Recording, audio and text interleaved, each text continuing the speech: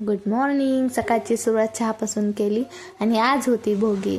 आणि ते म्हणतात ना, तहान लागली की विहीर खोदायचं, तसंच माझं काही आहे. तर भाज्या मी काल रात्री आणून ठेवल्या होत्या, पण काल खूप उशीर झाला होता त्यामुळे ते निवडल्या नाहीत. त्यामुळे सकाळी ते निवडत बसले. त्यानंतर लगेच भाजी पण केले आणि इकडं बाजरीच्या भाकरी केले. तर बाजरीच्या भाकरी आजचा मान आहे त्यामुळे बाजरीच्या भाकरी त्यावर तीळ लावून केले. भोगीच्या दिवशी मिक्स भाजीचा आणि बाजरीच्या भाकरीचा मान असतो त्यामुळे ते केले. तर भोगी का साजरी करतात हे तुम्हाला माहीत आहे का?